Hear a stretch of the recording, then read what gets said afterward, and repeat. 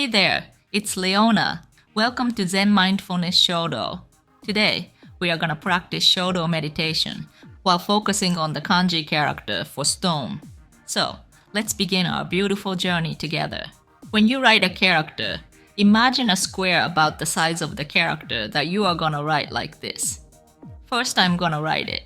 Then I'm going to explain the points and tips for writing the character beautifully in detail.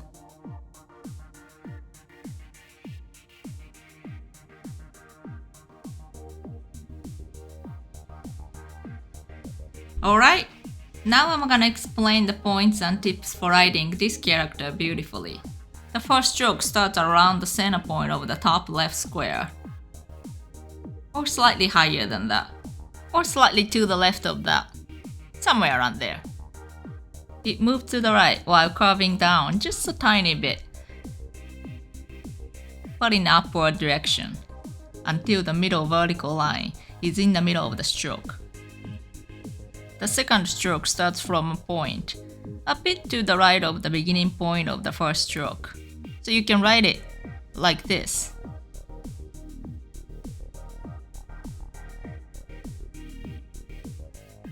But I personally like the overall look of the character with a small space between the two strokes, so I usually intentionally keep a small space between the two strokes. It's also more breathable and looks more open and relaxed because air can pass through this space like this. So I write with a little space between the two strokes, but you can write it anywhere you like. It lightly stops at the starting point for a second and then scoops downward to the left at about a 60-degree angle while curving down and getting thinner. If you create the second stroke like this, the angle is closer to the middle horizontal line.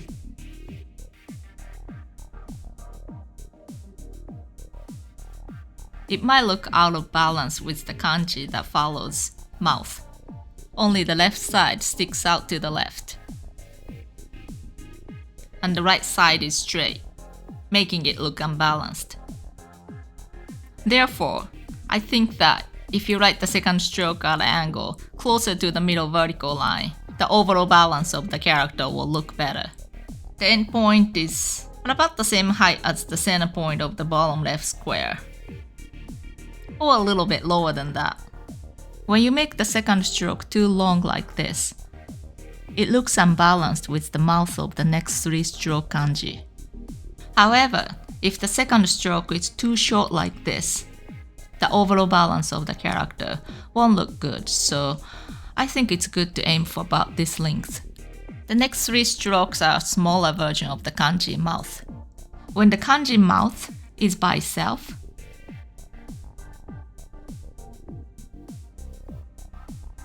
it has a slightly narrower shape like this, but in this case, a shape with a bit more width rather than the single mouth look, better for the overall balance of the character stone. The third stroke starts from the middle of the second stroke. Attach the beginning point to the second stroke completely, especially if the first and second strokes are not completely attached. The entire character will look like this.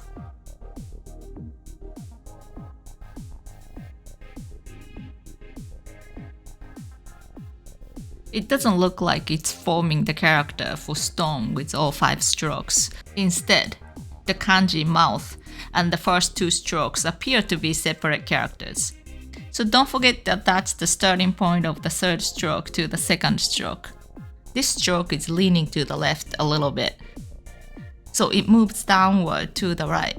The end point is lower than the end point of the second stroke, and a point at which the space below the end point of the third stroke, and the space above the end point of the first stroke are almost the same size. Then the whole character is placed in the center of the square box, so it looks more balanced and beautiful. The fourth stroke starts from the starting point of the third stroke. You can attach the beginning points of these strokes, and you can also attach all of the strokes like this.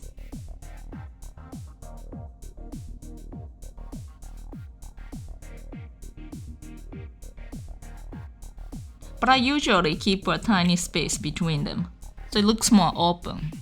It moves upward to the right, parallel to the first stroke, while curving up just a tiny bit until it passes the end point of the first stroke. It lightly stops there for a second and moves downward to the left at an angle that looks symmetrical to the third stroke, while curving to the right just a tiny bit. The end point is a bit higher than the end point of the third stroke. The fifth stroke starts from a point slightly higher than the end point of the third stroke. It moves to the right, looking almost parallel to the horizontal part of the fourth stroke, while slightly curving up until it passes the end point of the fourth stroke. Therefore, in the end, the ending point of the third stroke sticks out slightly downwards, and the ending point of the fifth stroke sticks out slightly to the right. Alright, keep these points and tips in mind when you practice. The key points and tips for writing kanji beautifully, as explained in the video, are concisely summarized in this book. Additionally, easily understandable Zen mindsets and philosophical messages are shared in this book. For those who want to practice writing directly in this book, I've also prepared a workbook. The writing tips and techniques are the same as in the Zen Mindfulness Shodo book. Each character can be practiced over 3 pages. If you're interested, please see the description. I'm gonna practice 1 page of this workbook this time, but you're welcome to practice as much as you want. If you're practicing with a pen, I recommend that you place a few pieces of paper under the page that you're writing on, so that the ink doesn't bleed onto the page under it. Alright, let's get started.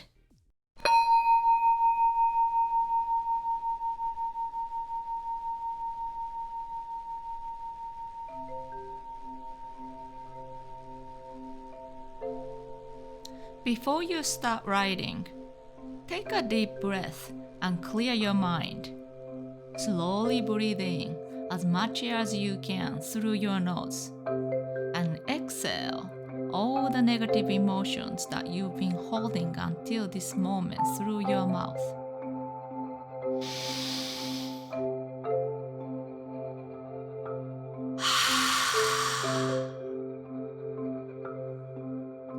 When you're mentally ready to write, you can start writing. Check the starting point, turning point, end point, the angle of the stroke, and the direction of the curve. After that, without hesitation, aim for the end point and move the pen smoothly. Try to write much slower than you normally write, putting your heart and soul into each stroke. However, if you move the pen too slowly, the lines will become shaky. And if you move the pen too quickly, the lines will become thinner in areas you don't want them to be thinner. So, concentrate on finding the right speed. Once you've finished writing the character, look at the character as a whole and think about what changes you should make next in order to make it look even more beautiful. Of course, you don't have to take all the tips and points that I've told you and copy my way of writing the character. Trust your own sense of beauty and adjust accordingly. It's important that you're satisfied with the shapes of the characters you write. So, please use my tips and points as ideas and hints for adjusting the shape of the character to your sense of beauty. Of course, you can't change the shape so much that it no longer looks like a character. If you notice that you're thinking about something else while writing, immediately refocus on what you're writing. By repeating this exercise, you'll be able to notice when your attention starts to turn to something unrelated to your current action, and gradually improve your concentration and self-control.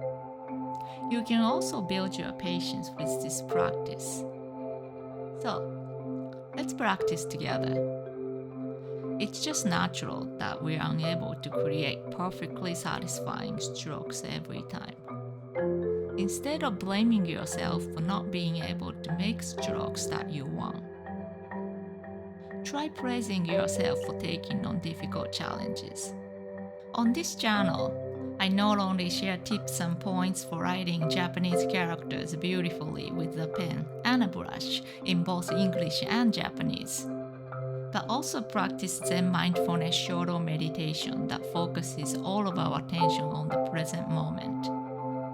If you want to learn how to write other characters, or if you want to use this channel to learn Japanese language, or if you want to keep practicing Zen Mindfulness Shodo meditation with me, please subscribe to my channel and click the bell mark so you get a notification as soon as I upload a new video. If you liked this video, or if you thought the information was useful, please hit the thumbs up button. Also, if you share my videos with people who might be interested, it'll be a good support not only for me, but also for them. Alright, let's learn and practice together again in my next video. Thank you for watching.